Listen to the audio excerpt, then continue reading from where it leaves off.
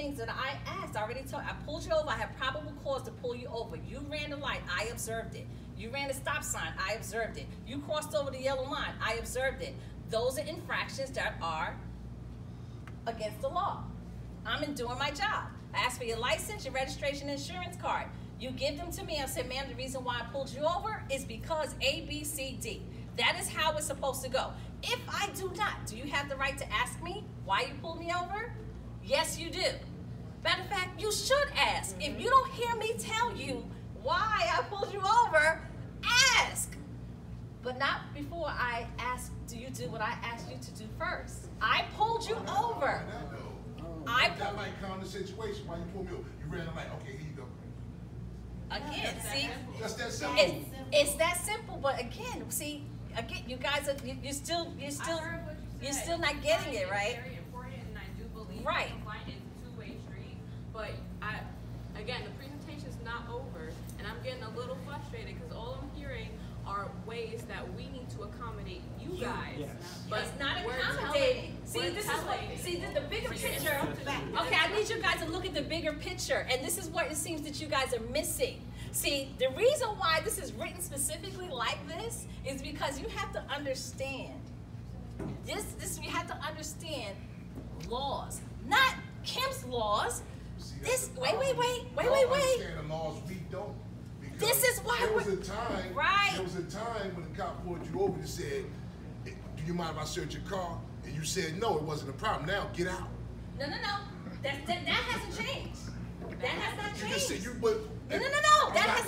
If I don't say sir, that has not changed. That has not changed. See, this is what I'm saying. These things are not changed. If somebody, no. People are afraid of y'all, man. I get it. Horrible experiences being pulled over. Just the other day, I was riding down the street with my family in Roxbury. The cop turned and seen a black man. He turned around so fast to get behind me, almost caused an accident.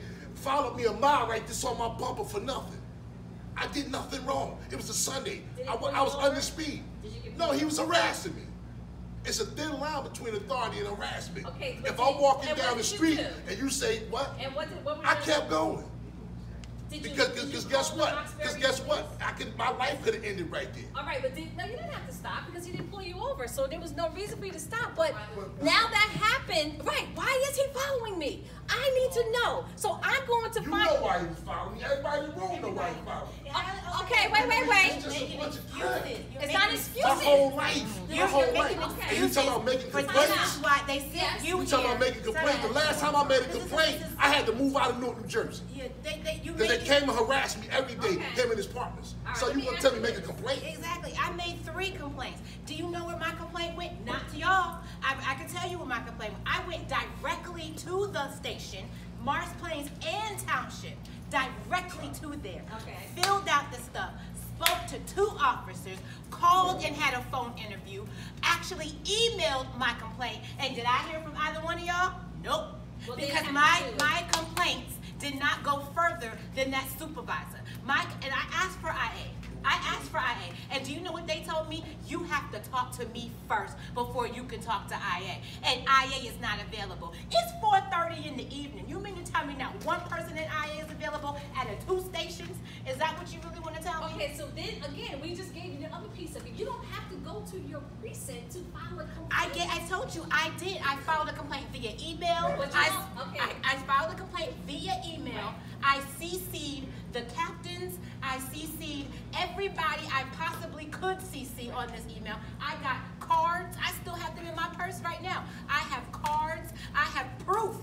I even had to go to court, and still nothing was done in the. And that's a problem. This is why that piece. See, you missed the piece that I said. The prosecutor just stood up until he doesn't work for Morris Township or whatever, the Morris Plains, wherever you find.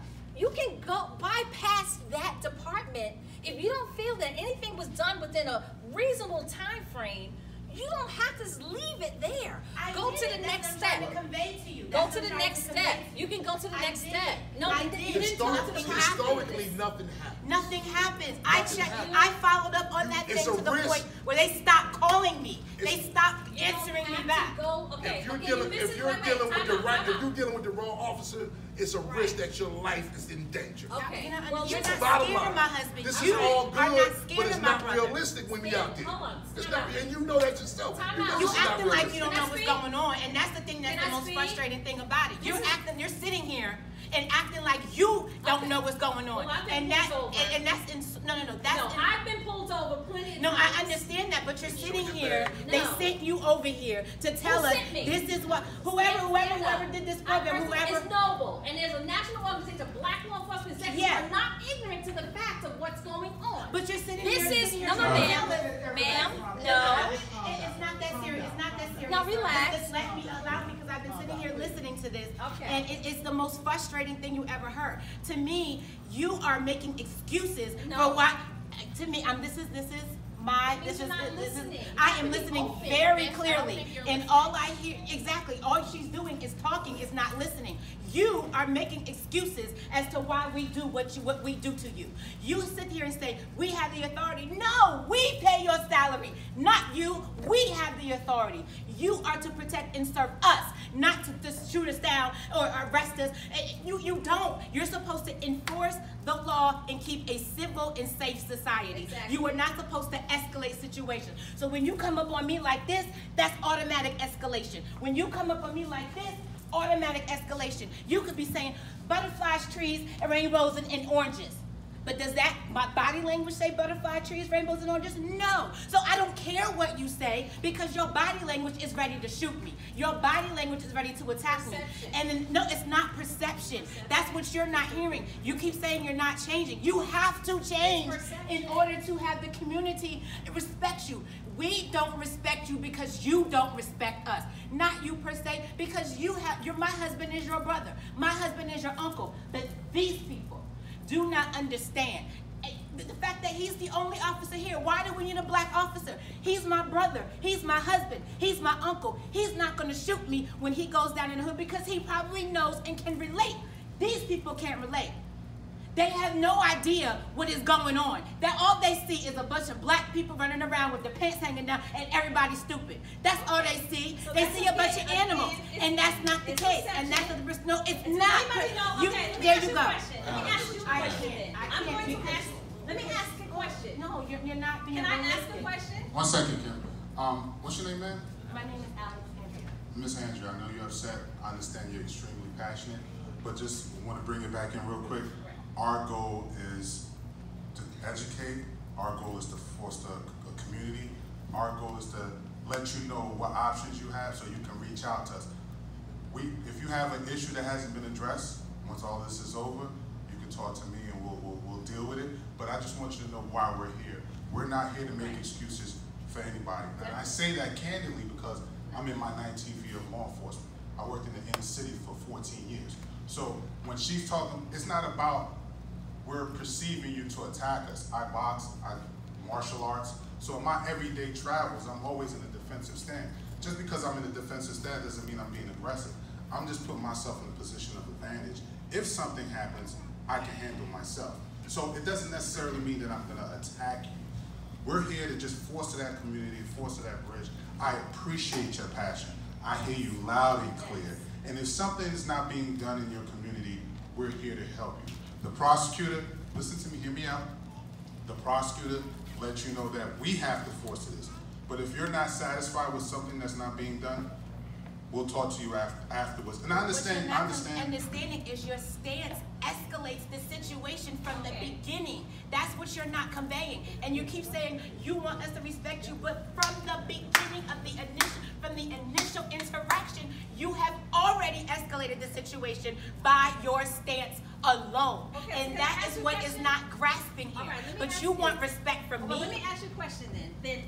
Let's turn this around. I have a Glock 40. It's a powerful handgun, and with the officer, you see it's very prevalent. So we're having a conversation. Come in my shoes. You're the officer, and I'm approaching you on the street. So how would you like us to stand? Do you think we should change the way we stand? How do you think that we should stand so you won't feel as, first of all, my uniform is already, it's already the first use of force continuum. My uniform, just my presence alone is already The first use of force continued that we have to go by. So my presence alone is already making you feel uneasy, because here I am in full uniform approaching you. You're gonna have reservations. Why are you approaching me? Why are the cops? Right, wait, give me this, right? So that's my first presence. Now you know that I have this gun. You've seen time and time again, the interactions are not going to, I said that from the beginning, it's not going great with officers, because I'm already seeing it, I'm hearing it, I've experienced it, so I'm already here. So now I don't know you from a can of paint, but I know I have this uniform on, I already know that I have the authority, and it might be a little, she's already a little on edge. So I'm gonna talk to you, I'm gonna have a conversation with you. Now, and I didn't get a chance to do this because we're kind of lagging behind time, but when we're doing street stops, and it's very serious and very important to know that when we start having conversations, I already said you don't have to, invoke your Fifth Amendment rights, which means the basic information. You don't have the right to stop. That's not an excuse. See, I'm not making excuses. These are real laws that I have to teach my kids as an SRO for 17 years in our high school, black, white, Hispanic, and Asian. I don't care who you are. These are what the laws are, so let's see how we can get you to understand them, so now our relationship or our interaction is going to go well. So my uniform is already threatening. Nobody can't say it's not. It's already threatening because I look like this Army Brigade soldier with all this stuff on my belt, including this gun. Now they have the cameras and the tasers, and it's a lot. It's a lot for you to take in. So now, the minute I open my mouth, so I'm approaching you, yes, I'm gonna stand like this, or may not be as aggressive. I'm not doing all of that. Most officers are not. They're standing like this. But you will see the legs separated. There's nothing we're gonna do to change that. And that's only because that is how we're trained. So, now you think the training should be different and maybe we should stand another way? Maybe there's something you can talk to about. I don't think that's gonna change too much. Now, my approach, full uniform, hat, everything. I'm approaching, I said, excuse me, man. I got a call. A female, black female, gray sweater, blue jeans, burgundy shoes. You fit the description. So we're having a conversation. How do you think that I'm going to react? I got a bolo that you just robbed the store, which is be on the lookout for. So this is what happened, and this is what we seeing going on. Things can be changed. If you see what happened in Newark, they had a consent decree. Because now the people started complaining that they said, you know what? They're pulling people over the wrong way. They're stopping people for no reason. They're stopping and frisking them. They're doing all these things they're not supposed to do. So the government stepped in and said, no, you're not going to do that anymore. That's enough. You're doing the wrong thing. We're coming in and we're going to change this because the people complained. So it does work. And I understand that if it didn't happen here, and this is why I said in the beginning, you don't have to go to your department. If you didn't do anything in 30 days, go to the prosecutor's office.